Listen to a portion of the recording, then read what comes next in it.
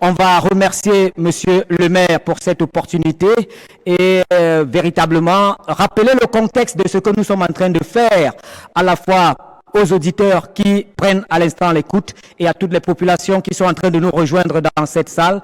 Notre émission radiophonique s'appelle « Bonjour Monsieur le maire ».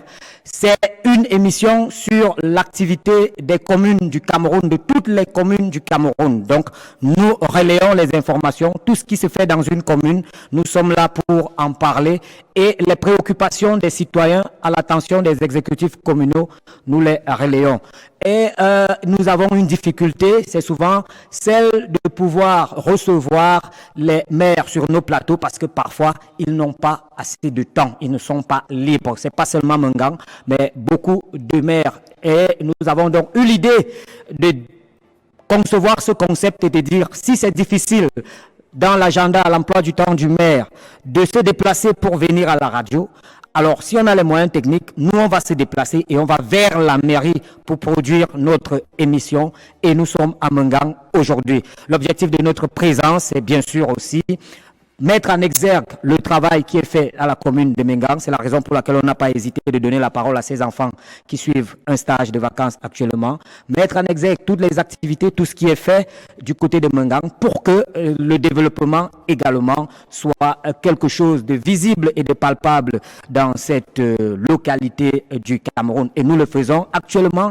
L'émission est diffusée en live sur Facebook. C'est un secret professionnel, on ne va pas vous dire comment. Si vous avez des proches, même à la diaspora, même à l'étranger, même en ville, dans les autres villes du Cameroun, ils peuvent nous écouter actuellement et suivre tout ce que nous sommes en train de faire. C'est une façon pour nous de porter plus loin le message et de toucher un maximum de personnes. Ceci étant dit, on va accueillir, on l'a déjà accueilli, il s'est déjà installé, on espère qu'il a un peu respiré, il a fait le déplacement pour cet événement. Nous lui disons une fois de plus au nom de toute l'équipe de production, merci pour sa disponibilité. Est-ce qu'on peut applaudir le maire Gabriel Bienvenu Aya? Monsieur le maire, bon après-midi. Bon après-midi à vous, bon après-midi à tous nos auditeurs qui nous écoutent par le monde entier. Je tiens à vous exprimer toute notre gratitude au nom des exécutifs que je représente pour votre déplacement. C'est très important de venir toucher, n'est-ce pas, du doigt Justement. la réalité du terrain de ce que peut faire, n'est-ce pas, un maire dans sa municipalité. Donc nous sommes très fiers de votre déplacement de Mengang aujourd'hui. Et nous voulons déjà d'abord vous féliciter parce que nous vous suivons toujours.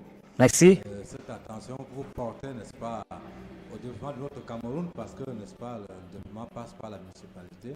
Nous sommes très fiers. Nous vous souhaitons à toutes vos délégations la bienvenue et vous allez transmettre à votre direction générale toute notre gratitude. Je vous remercie d'abord. Le président Le Mengang, qui est à la tête de cette initiative professionnelle, est à l'écoute de l'émission et suit sa radio matin, midi et soir. Et vos paroles bien aimables lui sont déjà parvenues. Alors, monsieur le maire, on va commencer par, non pas pour l'audience, pour les personnes présentes, mais pour ceux qui sont à l'écoute et qui sont loin de cette localité. Est-ce que vous pouvez, en quelques mots, nous présenter Mengang et surtout les charmes de cette localité? La commune de Mengang a été créée en 1995. Elle abrite à peine 20 000 âmes qui y vivent. Nous sommes sur une superficie à peu près de 600 km². Mengang est essentiellement agricole. Vous comprenez donc pourquoi est-ce que ici nous sommes avec nos compatriotes, les dames qui se sont déplacées là. On vit essentiellement la culture. Il y a également, il faut avouer que nous sommes également couverts par deux fleuves. Nous avons le Mfumu, nous avons le Nyon. Ce sont ceux qui font le département du Nyon et Mfumu qui traversent notre arrondissement. Donc il y a également de la pêche qui se pratique ici. Et les populations vivent paisiblement. On n'a pas trop la ville est cosmopolite. Vous allez trouver ici des anglophones qui vivent paisiblement. Nous avons nos confrères du Nord qui sont là. Bref, toutes les groupes populaires du Cameroun sont représentés ici à Mengang. Nous sommes fiers parce qu'au jour d'aujourd'hui, nous n'avons pas trop de problèmes. L'administration, il y a une bonne collaboration. Madame le sous-préfet est là. le commandant de brigade. Et politiquement parlant, Mangan est essentiellement EDPCiste. C'est pour cela que vous avez à mes côtés le président du groupe communal EDPC qui est là à mes côtés, qui, n'est-ce pas, représente le parti au sein de l'exécutif. Et vous avez les conseillers municipaux qui ont fait le déplacement pour venir, n'est-ce pas, vivre votre déplacement ici. Nous sommes fiers de conseil exécutif et d'être à la tête de cette municipalité. Vu l'engouement des populations et leur fierté, nous également, c'est partagé. Donc voilà un peu sommairement présenté en gros l'avancement de Mangan. Alors, monsieur le maire, on va venir sur vous en tant que chef de l'exécutif communal, deuxième mandat consécutif. On pourrait être amené à vous poser la question, c'est quoi votre secret? Comment vous réussissez à vous maintenir à la tête de cette commune? Je pense qu'il n'y a pas de secret de professionnel. Pourquoi être maintenant à la tête de l'exécutif? Je dis la première chose d'abord, c'est qu'il faut aimer son village. Il faut avoir cet amour, n'est-ce pas, de son village. Moi, j'ai l'amour de mon village bien avant que je ne sois élu maire. Je pourrais vous citer qu'on a eu à ouvrir des routes. Le conseil, la conseillère qui est là, nous avons amené un engin. Si on a trouvé une route qui était coupée avec coucou, on a amené l'engin qui a ouvert cette route. Je n'étais pas encore maire.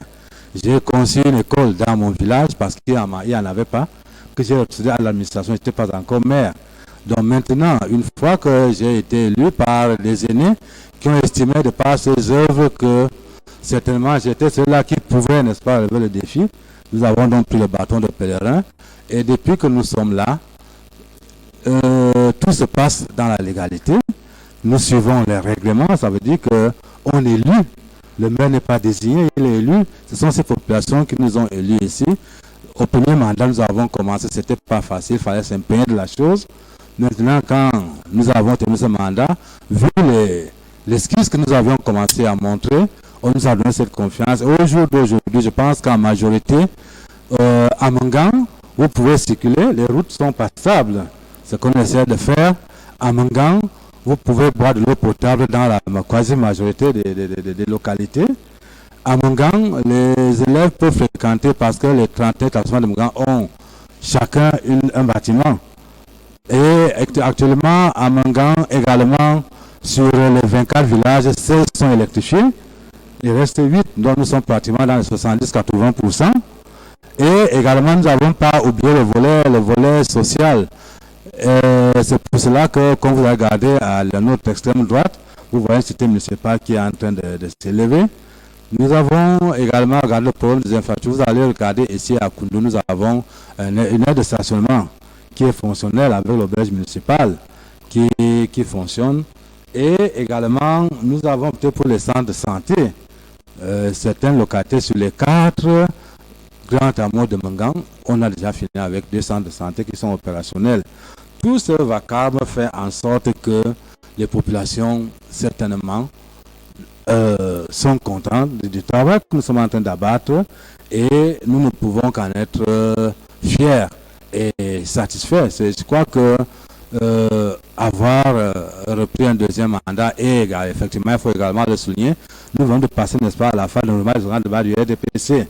Je crois que le score qui est sorti sur le vent, les populations, une fois de plus, n'est-ce pas, exprimer leur gratitude au travail que nous abattons ici et nous leur disons à retour merci et leur rassurons que nous allons continuer, n'est-ce pas, à abattre ce travail à la grande satisfaction de nos populations et de nous-mêmes aussi. Monsieur le maire, sur nos plateaux, on n'a pas toujours l'habitude d'avoir les acteurs proprement de l'implémentation de la décentralisation, c'est-à-dire les maires. La plupart du temps, nous débattons des thèmes avec les experts, les personnalités ressources.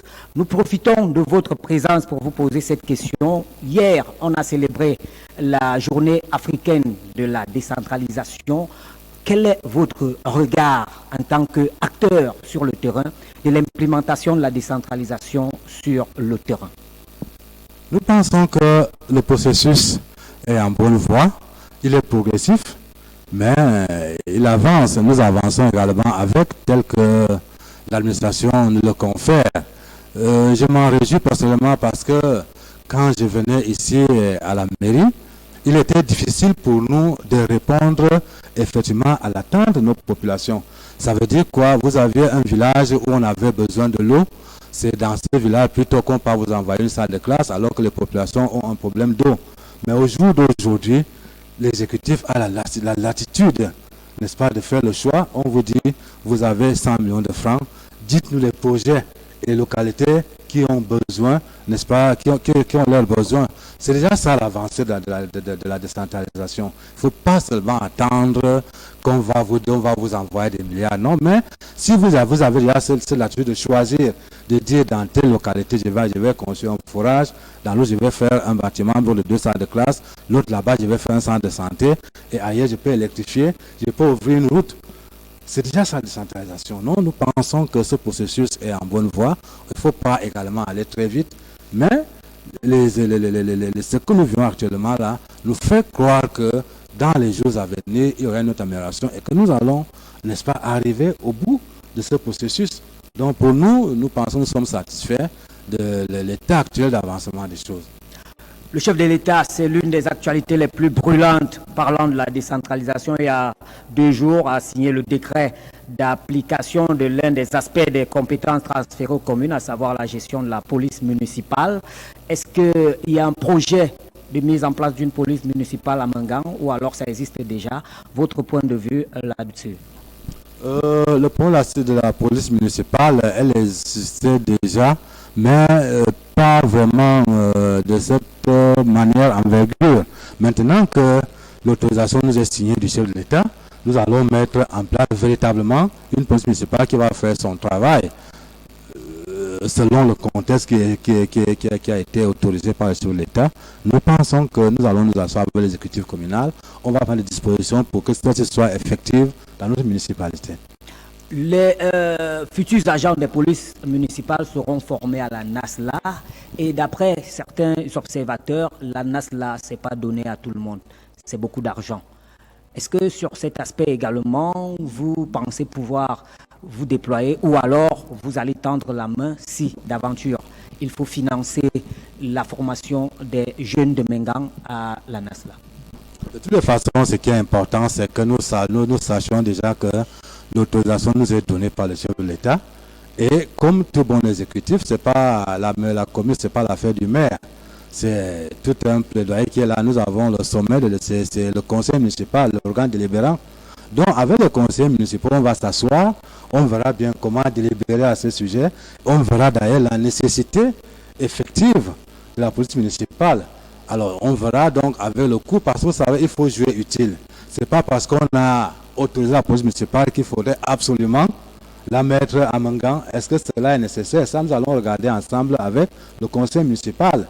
Et qui va donc décider de l'utilité ou l'opportunité de mettre sur pied la police municipale et voir le coût. Parce qu'évidemment, si à Mangan, nous avons besoin de 100 millions de francs pour, n'est-ce pas, développer un coin par-ci, par-là, on ne va pas aller mettre 100 millions pour aller former la police municipale pendant qu'on en a besoin pour développer, n'est-ce pas, une localité qui en a besoin et qui peut être plus opportun à notre arrondissement. Donc tout ça, on va regarder avec le conseil municipal, on va s'asseoir, on va réfléchir et juger de l'opportunité, n'est-ce pas, de s'engager dans ce processus.